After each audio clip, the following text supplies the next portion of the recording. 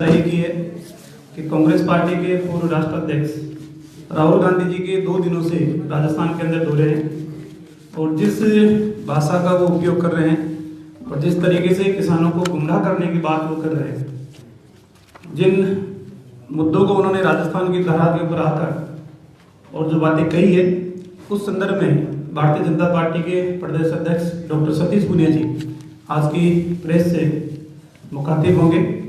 मैं बिना किसी औपचारिकता के सीधा ही माने डॉक्टर सतीश पुनिया जी से आग्रह करूंगा कि प्रेस के बंधुओं को संबोधित करें।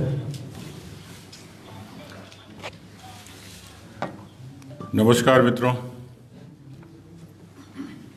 राजस्थान की जनता और ख़ासतौर पर किसान चिर प्रतीक्षित तौर पर एक फिल्म का इंतजार कर रहे थे, जिसमें अक्सर देश में भरपूर मनोरंजन की संभावना रहती है। और 2018 के दिसंबर में उन्हीं श्रीमान के श्रीमुख से देश में प्रदेश में संपूर्ण कर्जा माफ़ी की बात कही गई थी।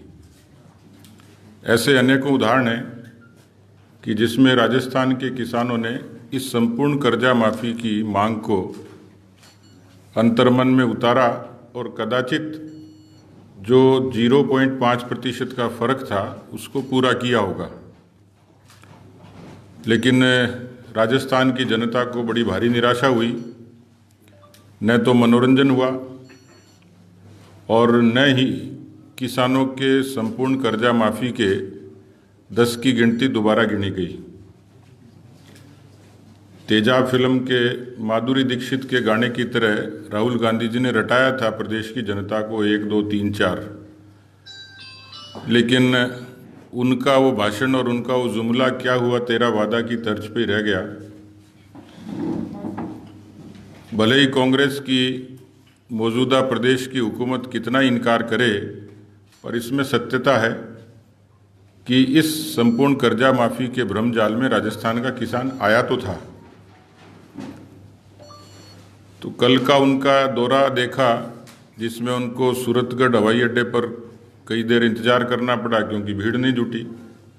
जो जुटी थी वो नरेगा के मजदूर थे, आंगनबाड़ी के कार्यकर्ता थे, स्कूलों के बाकी अन्य किसी स्टाफ के लोग थे। कुल मिलाकर जुगाड़ की सभाएं थी। उन सभाओं में न दिल मिला न नज़रें मिली, अलबत्ता खाट जरूर टूट गई। तो अब सुकून हो गया। अब कमज़ोर खाट है कांग्रेस की, कोई तोड़ने में लगे और कोई खड़ी करने में लगे। और उसमें मुझे आप लोगों ने पूछा था कि राहुल गांधी जी का दौरा है तो आपकी क्या प्रतिक्रिया है। अब राहुल गांधी जी भारतीय जनता पार्टी के स्टार प्रचारक हैं। जहाँ जहाँ जाते हैं वहाँ हमारे लिए सहूलियत पैदा करके जाते हैं। तो हमने उनके दौरे का स्वागत किया, लेकिन कांग्रेस पर कई मुहावरे हैं जो फिट बैठते हैं। खोदा पाड़ निकली चुईया, ढाक के 3 पात, यानी जो जैसी उनकी बॉडी लैंग्वेज और जैसी भाषा है, उनको कांग्रेस पार्टी के लोग अवतार बनाने की कोशिश कर रहे हैं, लेकिन वो बन नहीं पा रहे हैं। तो कल का पूरा उनका जो फोकस था उस पर जैसी मंशा थी वो पूरी हुई नहीं। वहाँ पर आपको ध्यान हो तो रायसिंह नगर के किसान सोनलाल कडेल ने एक लाइव वीडियो जारी किया था और एक किस्म का वो डाइंग डिक्लेरेशन ही था। उसने अपना वो जो सुसाइड नोट था उसमें इस बात का उल्लेख किया कि मैं अपने यह लीला समाप्त कर रहा हूँ कर्जे की परेशानी के कारण, और इसके जिम्मेवार राजस्थान के प्रदेश के मुख्यमंत्री और उप मुख्यमंत्री होंगे। पीलीबंगा में उनके आगमन से पहले ऐसे ही वो जो किसान जिन्होंने आत्महत्याएं करी थी उनकी बेवाएं वहाँ 1 दिन पहले धरना लगा के बैठी थी। कल भी जब सद्बुद्धि यज्ञ था तो पुलिस ने बलपूर्वक कोशिश की कि वो इनको दिखे नहीं और ये कहा कि आपका ज्ञापन ले लेते हैं। कुल मिलाकर इस दौरे पे जो लीपापूती हुई, लेकिन इसमें जो आपत्तिजनक बात थी, उनको लगता होगा कि देश के प्रधानमंत्री पर कोई भी टिप्पणी करेंगे और देश की जनता स्वीकार कर लेगी। उन्होंने कृषि बिलों के बारे में और भ्रामक और गलत बातें की मुझे लगता है कि प्रधानमंत्री जी के लोकसभा और राज्यसभा के भाषण के बाद इसमें उन्होंने साफ तौर पर कहा है कि ये कानून किसानों के हक के लिए थे और फिर भी इन कानूनों से किसी को तकलीफ है तो ये वैकल्पिक हैं, मैंडेटरी नहीं है। जो इन कानूनों पर जाना चाहे, सहूलियत लेना चाहे, ले सकता है। और सरकार ने अनेकों दौर की बात में पूरे तरीके से स्पष्ट कर दिया कि भारत की सरकार एमएसपी पर अडिग है, एपीएमसी पर अडिग है, और ये तमाम बातें मैं उसको दोहराऊंगा नहीं। ये खुद कांग्रेस पार्टी के और अपने घोषणा पत्रों में भी रही हैं, मनमोहन सिंह जी की सरकार में अनेकों बार शरद पवार साहब की इन सब की चिट्ठियां हैं। तो पृष्ठभूमि से ये कानून मेल खाता है और कालांतर में उसमें सुधार करके भारत की सरकार ने इसको पारित करवाया। लेकिन इसके बारे में भ्रम फैलाया ही। लेकिन कल चीन को लेके जो बातें कही गई वो आपत्तिजनक थी। कायर मोदी शब्द का इस्तेमाल किया। देश के प्रधान, इतने बड़े लोकतंत्र के प्रधानमंत्री के बारे में इस तरीके की टिप्पणी ये जायज़ नहीं कही जा सकती। और वो भी खास तौर पर चीन के मामले में शायद उनको अपने नाना का इतिहास पता नहीं है कि इसी देश में हिंदी चीनी भाई भाई के नारे का आगाज करते हुए किस तरीके से चीन ने भारत की ज़मीन पर कब्जा किया था। वो भूल जाते हैं कि भारत की सेना तो पूरे मनोबल से लड़ी, लेकिन सरकार की इच्छा शक्ति कमज़ोर थी और उस समय उनके नाना जी थे। तो मुझे लगता है कि इतिहास से भी वो अल्पज्ञ हैं और वो वर्तमान से भी ठीक से वाकिफ नहीं है। वो ये नहीं बता पाए कि उनकी सरकारें जब रही, नेहरू जी से लेके और मनमोहन सिंह जी तक, एक कोई ऐसा कानून जिससे हिंदुस्तान के किसानों की और कोई खुशहाली की, बहबूदी की या उनकी तरक्की की बात हुई हो। लोग आज हिंदुस्तान का, राजस्थान का किसान ठीक से समझता है कि देश में किसानों के कल्याण के जितने काम हुए उसमें पहला अभिनव प्रयोग था किसान क्रेडिट कार्ड का, जो प्रधानमंत्री वाजपेयी जी के समय शुरू हुआ।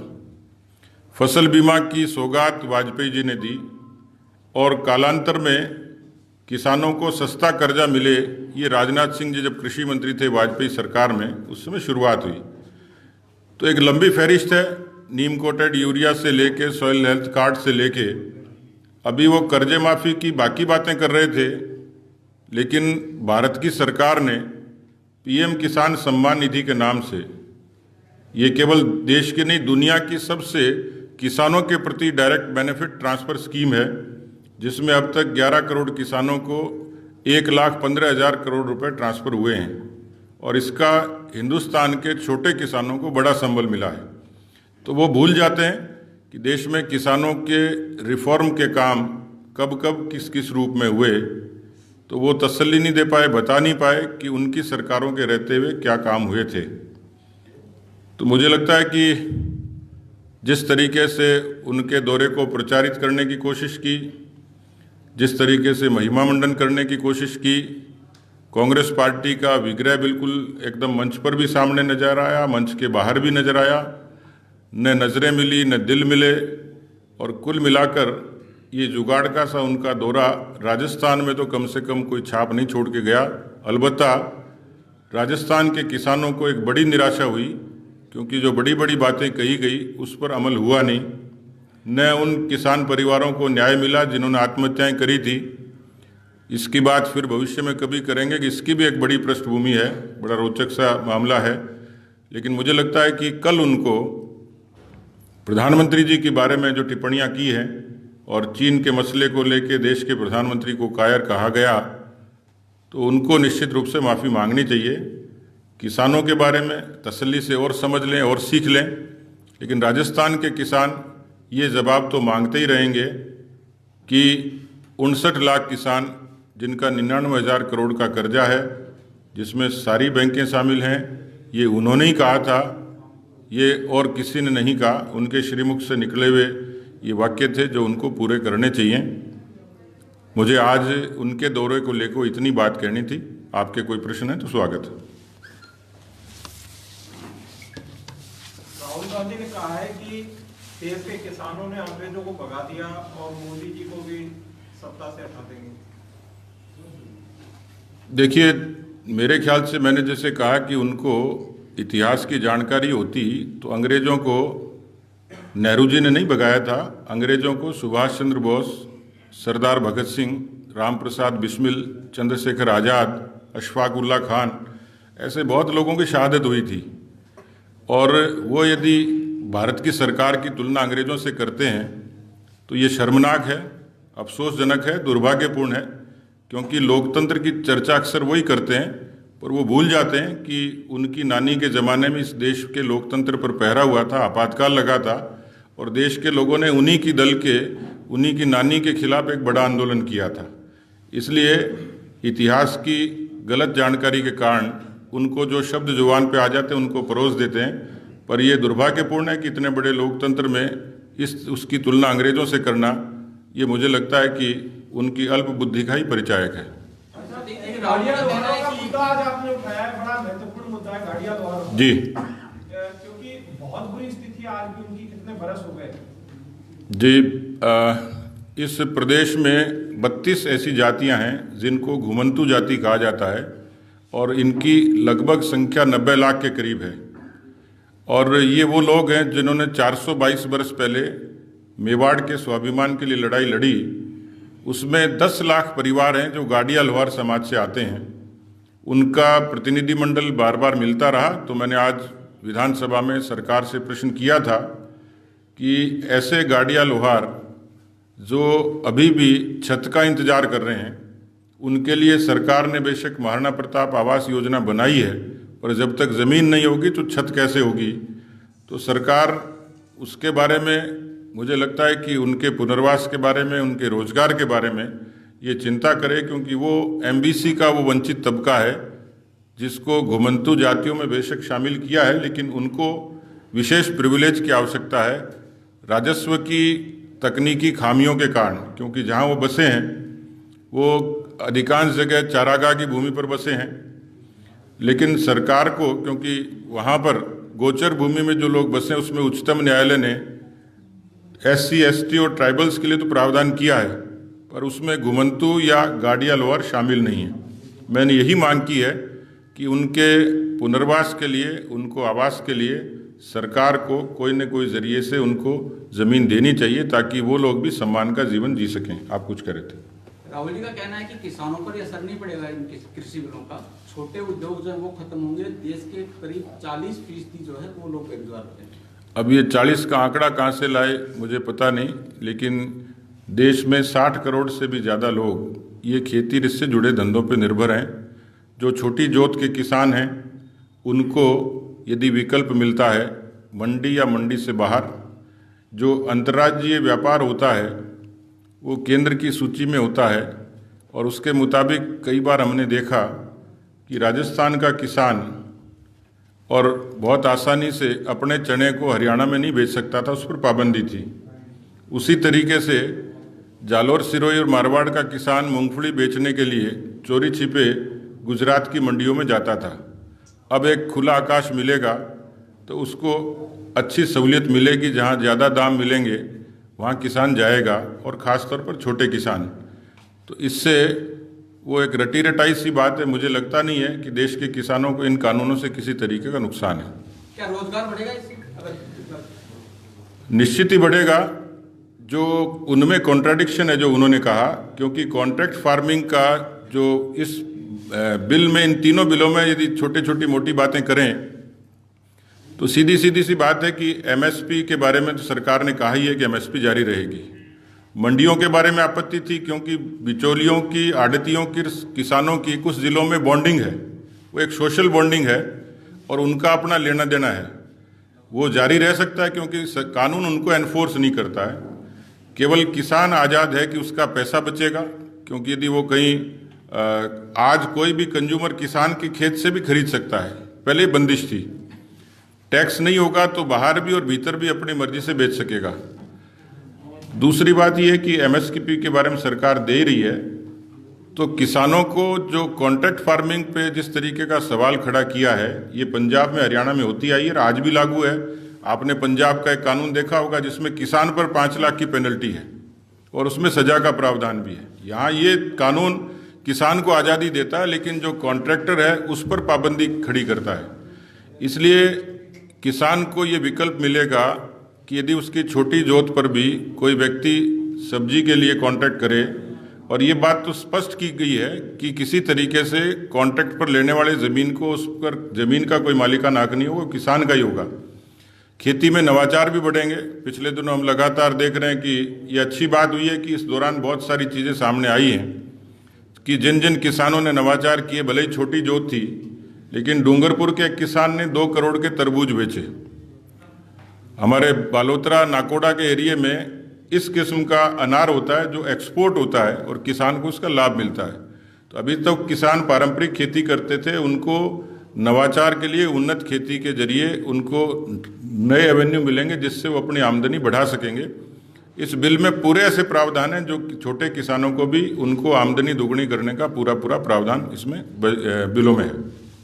किलीबंगा के कुछ व्यापारी भी कल आक्रोशित दिखे जब हम किलीबंगा में कवर कर रहे थे। उनका कहना था कि मोदी जी के कानूनों से कब नुकसान होगा, क्या फायदा होगा, तो आने वाला समय बताएगा। लेकिन अभी हमारे को मंडियों में पिछले 3 दिन से दुकानें बंद कर रखी है और अंदर जाने नहीं दिया जा रहा, जिसकी वजह से हमें नुकसान हो रहा है। देखिए, मैंने कहा ना कि ये जो कांग्रेस का विरोध है ये प्रायोजित है। कांग्रेस का विरोध सरकारी है और सरकार आमतौर पर पंजाब और हरियाणा में ही है, इन्हीं स्टेट्स में है, छत्तीसगढ़ में है। लेकिन राजस्थान में सरकार ने सरकारी मशीनरी और व्यापारियों को, किसानों को, सरकारी कर्मचारियों को प्रभावित करके ये रैली को सफल बनाने के लिए कोशिश की होगी। उसी का नतीजा था कि व्यापारियों को भी उसकी पीड़ा हुई होगी। अध्यक्ष जी, कांग्रेस पार्टी लगातार इन कानूनों का विरोध कर रही है, लेकिन इस वर्ष में कई राज्यों में विधानसभा के चुनाव होने हैं। बावजूद उसके कांग्रेस पार्टी ने राजस्थान को चुना, राहुल गांधी राजस्थान आए। क्या कांग्रेस की प्रदेश इकाई इतनी कमजोर है, इतनी विग्रह में बटी हुई है कि उनके राष्ट्रीय नेता को राजस्थान में उतरना पड़ा इन कानूनों के विरोध? देखिए, वो सहूलियत के हिसाब से जाते हैं और Rahul Gandhi part time politics करते हैं। पूरा खानदान ट्विटर पे पॉलिटिक्स करता है, ज़मीन पे कभी करी नहीं। तो मैं तो कल देख रहा था जब उनके हाथ में हल था तो राहुल गांधी जी के समझ में आई होगी कि समाधान और समस्या और हल एक साथ ही आ गए। सतीश पुनिया जी, क्या सत्ता के विरोध करना राजद्रोही या देशद्रोही का काम है? सत्ता के विरोध जताने वाला क्या राजद्रोही या देशद्रोही हो जाता है? ये तो कांग्रेस ने कांग्रेस के खिलाफ किया था, उनके उप मुख्यमंत्री के खिलाफ राजद्रोह का मुकदमा दर्ज किया था। ये तो वो ज़्यादा बेहतर बता सकते हैं।